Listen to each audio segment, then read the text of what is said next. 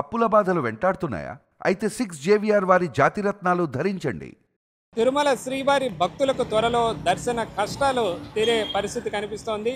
ఇప్పటికే టీటీడీ ప్రయోగాత్మకంగా చేపట్టిన ఏఐ ఆధారిత వ్యవస్థ సత్ఫలితం ఇస్తున్నట్లుగా అధికారులు ప్రకటించారు. గత 3 నెలల ముందు శ్రీవారి బ్రహ్మోత్సవాల సందర్భంగా ముఖ్యమంత్రి చంద్రబాబు తిరుమల వచ్చినప్పుడు వైకుంఠం కంపార్ట్మెంట్లలో ఇంటిగ్రేటెడ్ కమాండ్ కంట్రోల్ సిస్టాన్ని ప్రారంభించారు. దాదాపు 30 కోట్ల వ్యయంతో దాతల సహకారంతో టీటీడీ ఈ అత్యాధునిక టెక్నాలజీని దేశంలోనే మొదటిసారిగా తిరుమలలో ఇంప్లిమెంట్ చేస్తోంది. ఇందులో భాగంగా కంపార్ట్మెంట్లో వేచి ఉన్న భక్తులు ఆ తర్వాత దర్శనానికి వెళ్ళే వరకు కూడా ప్రయోగాత్మకంగా పరీక్ష చేపట్టారు. కంపార్ట్మెంట్లో దాదాపు 450 మంది భక్తులు కెపాసిటీ ఉంటుంది. అయితే ఈ ఏఐ టెక్నాలజీ ద్వారా అక్కడ ఏర్పాటు చేసిన అత్యాధునిక స్క్రీన్లో భక్తులు శాతం పెరిగిన అంటే 450కి కన్నా ఎక్కువ భక్తులు కంపార్ట్మెంట్లో వస్తే రెడ్ అలర్ట్ చూపిస్తుంది. అంతకన్నా తక్కువ మంది కంపార్ట్మెంట్లోకి వస్తే గ్రీన్ లైట్ వెలుగుతుంది. దీని ద్వారా కంపార్ట్మెంట్లో నిర్దిష్ట స్థాయిలో పరిమిత సంఖ్యలో భక్తులు ఉండేలాగా చేసే సామర్థ్యం దాన్ని క్రమబద్ధీకరించే అవకాశం అయితే కలిగింది.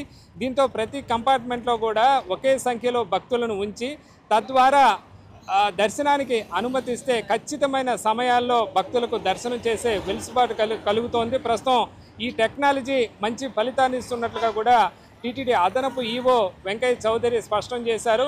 ప్రస్తుతం ఈ విధానాన్ని ఇంకా విస్తరింపజేసి ఈ కంపార్ట్మెంట్లు దాటి బయట క్యూ లైన్లు, ఆ తర్వాత తిరుమలలోని మిగతా ప్రాంతాలు, ఆ తర్వాత అలిపిరి వరకు కూడా ఈ కమాండ్ కంట్రోల్ సిస్టాన్ని అనుసంధానం చేయాలని కూడా అధికారులు నిర్ణయించారు.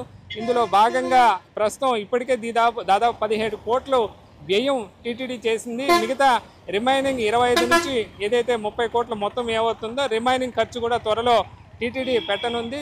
ఇది కానీ పూర్తి స్థాయిలో ఫలితం వస్తే భక్తులకు ఇప్పటికే గూగుల్ సహకారంతో ఏఐ కెమెరాలను కూడా ఫిక్స్ చేశారు.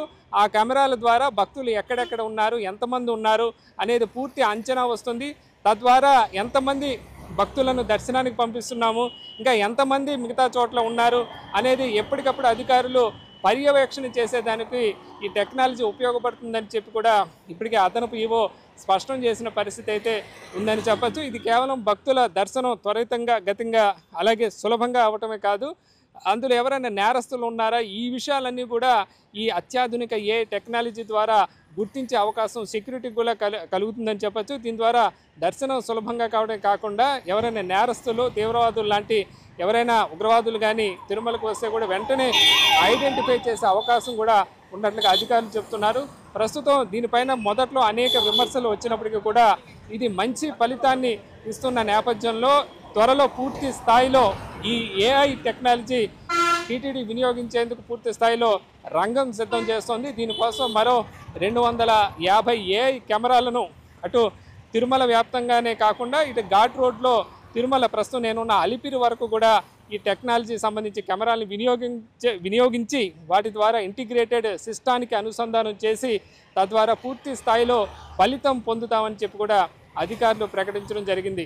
మొత్తం మీద ఏఐ టెక్నాలజీ ద్వారా త్వరలో భక్తులకు మరింత సులభతరంగా దర్శనం కల్పించేందుకు టీటీడీ ఏర్పాట్లు చేస్తోంది. ఇప్పటికే దాదాపు సర్వదర్శనానికి 24 గంటల సమయం పడుతుండగా 300 ఆన్లైన్ దర్శనాలకు దాదాపు 4 నుంచి 5 గంటల సమయం పడుతోంది. ఈ దర్శన సమయాన్ని మరింత తగ్గింపచేసి భక్తులకు సులభంగా స్వామివారి దర్శన భాగ్యం కల్పించేలాగా ఏర్పాట్లు చేస్తున్నట్లుగా టీటీడీ తాజాగా ప్రకటించింది. మొత్తం మీద ఏ టెక్నాలజీ ప్రయోగాత్మకంగా విజయవంతం కావడంతో టీటీడీ మరింత ఉత్సాహంగా పూర్తి స్థాయిలో ఈ ఆధునిక సాంకేతికతను అందిపుచ్చునే దిశగా ముందుకు అడుగులు వేస్తోందని చెప్పచ్చు. కెమెరామెన్ జయప్రకాష్తో వర్మ, మనం టీవీ, తిరుపతి.